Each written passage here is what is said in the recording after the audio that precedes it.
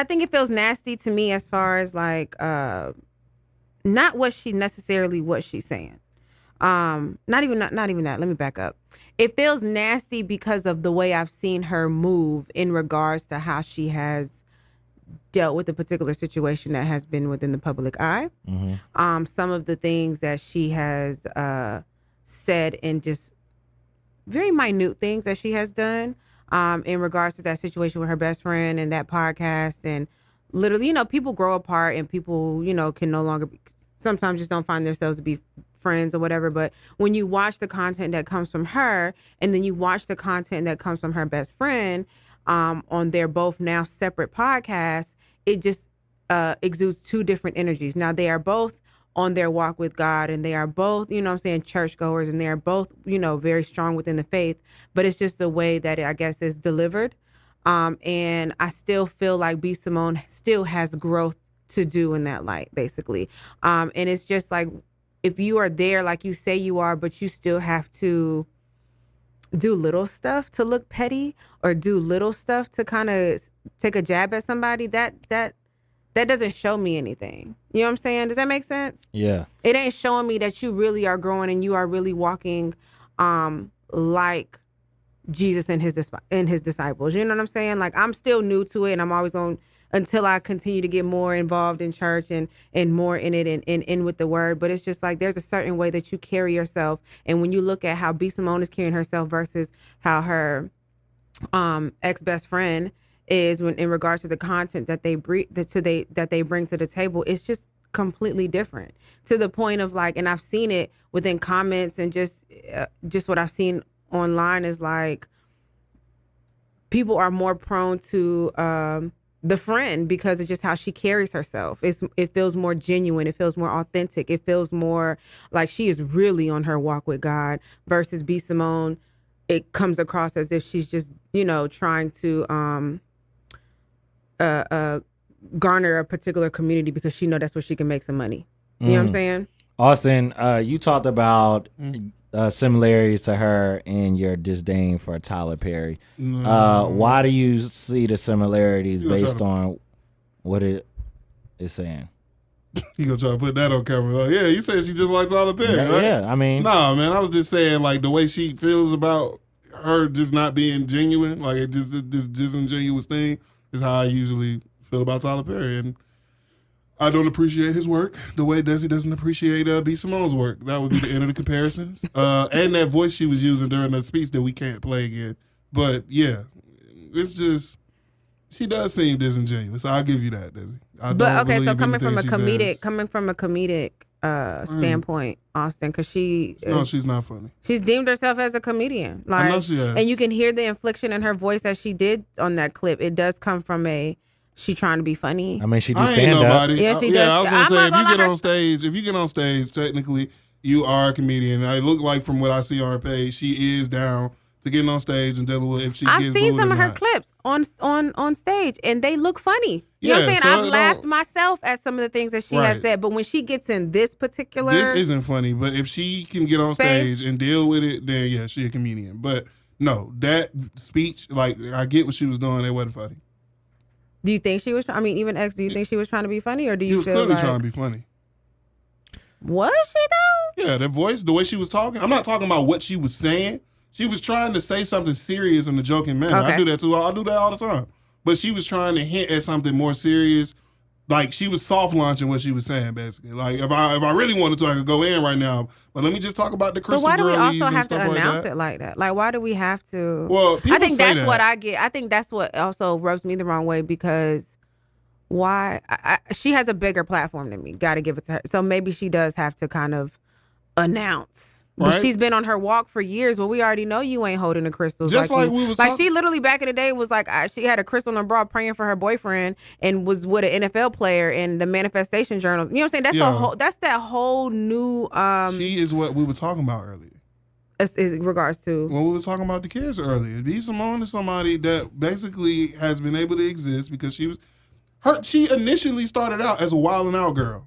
What the prerequisite to be a Wild 'N Out girl is? You look good. No, look good in this outfit that we're finna give you. You don't gotta be no influencer. Now she was smart enough to use the platform and the people she was around to then create for herself and become someone instead of having to be someone that was being used by the industry and stuff like that. So I'm going to always salute that. But like you just said, she was just, I'm not going to say a normal like person, but like she was a girl that was cute, that wanted to be on TV, that ended up doing Wild 'N Out. And because of Wild 'N Out, was able to afford herself different things. And she turned that into what you were talking about because she was into all of that crystal stuff. She figured out a way to make money doing it. Mm-hmm. And now that she like 5 or 4 years removed from that, she don't got to make money like that no more. So now that she's grown or changed, whatever her opinions are, now she's able to talk about those things. And I don't think we as honest as we should be about what we want from celebrities and stuff like that. Because I think if you don't announce what you're trying to do or like this huge juxtaposition that you're about to undertake, if you're a celebrity, people also say it was disingenuous. Say, whoa, this came out of nowhere. This is weird. He's doing this for attention. So if you don't say something, people are going to say you just doing it for attention. And when you do say something, you also get looked at like you're doing it for attention. So in that aspect, I feel for celebrities when it comes to that. Because if you wake up one night and you were Astrobae the night before, and now all of a sudden you talk like TDJakes, people are going to say something about that when it comes to... Astrobae is crazy. No, I'm saying... The girls are on Twitter Astrobaes. Yeah, it's a lot of girls that are into that. You know what I'm saying? And it's like, I'm not going to say you grow out of it because there's some people that really live their lives like that. But for a lot of people, it's a phase. The thing that I think that we as, like, the thing that society does is we don't like the rebrands, man. Rebrands aren't usually accepted as like organic. I don't think this is a rebrand for her. I don't think y'all like we've seen her in her walk with God. You know what I'm saying? In these few years. I remember one time her car somebody robbed her and her friends and they stole her Bible and she legit was crying on social media because all she wanted back was her Bible. You know what I'm saying? So I see, you know what I'm saying, how serious she is and what that meant to her within her faith or whatever. So I don't think it's a rebrand. It's the problem is how she is delivering what she has to say, where she's stomping on one to speak on another. That's my whole thing. That's what I don't like. Period. Here's what I'll say. I think the Christian faith is offensive. Okay? If you are going to be a person who decides to walk like Jesus and talk like Jesus and be like Jesus and operate, Jesus was an offensive man, okay? If you read the Bible, you see that Jesus offended a lot of people, right? He went against the grain. So I have to say that, right? Mm-hmm. Now, there were moments where he could have been judgmental to people. Like Mary Magdalene? Right, like Mary Magdalene, but he wasn't. But he was piping, pause. What? Wrong word. Jesus? He was like, really condemning and checking, again, the Pharisees and Sadducees, right? So if there was somebody who was religious who was saying that they was this type of person, but they was really hypocrites, he would definitely go get them in check, right? That's the whole flipping tables and, doing all that stuff, getting rah-rah. I believe that what she's trying to do, and I can say this as a disciple, right? In my early days, I was very judgmental, right? I was very judgmental of church people because I felt like they were fake. They wasn't sitting there living. They wasn't living a life. They was doing all this talking and stomping and fake praising and all this stuff, but they wasn't actually impacting people. They wasn't actually, especially when I was in college, right? I can say I was doing everything in my power to be opposite of what I saw from the chapel assistants and everybody else like that, right? But I was trying to live my life as authentically as possible. And I really believe what was in the scriptures. So there may have been times where I was judging people, judging friends, family members, whatever. Like, you know what I'm saying? I wasn't condemning them to hell, but I dang sure was like, yo, you better get your life together and what you doing ain't right, whatever like that. As I grew in my faith and I realized that everything is not always as black and white, there is nuance to life. There are nuance. Jesus walked, I believe, in the gray area all the time. That was not preached to me. That didn't come until after I went to seminary, after I lived my life, and I saw that there's a tension that we live in when we live in reality.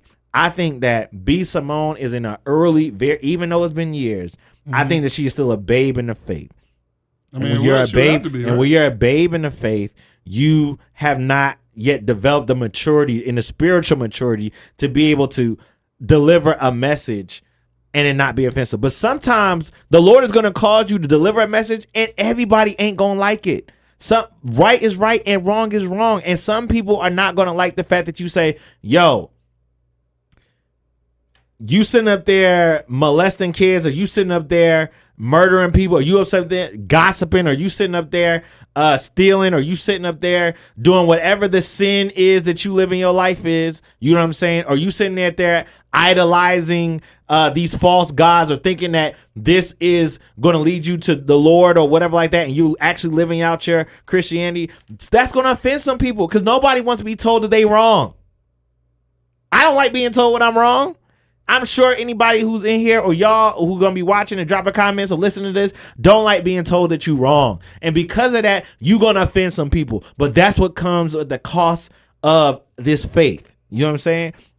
Other faiths do the same thing. You know what I'm saying? So I think that's it. I'm not trying to cape for her. I'm just trying to give context. Like, yeah, maybe her delivery was wrong. Maybe she wasn't funny. I do believe she was trying to be funny, but I think that she was serious also, you know what I'm saying, because of where she is. But I think she's lacking the grace and the mercy part of like, hey, I used to be here too.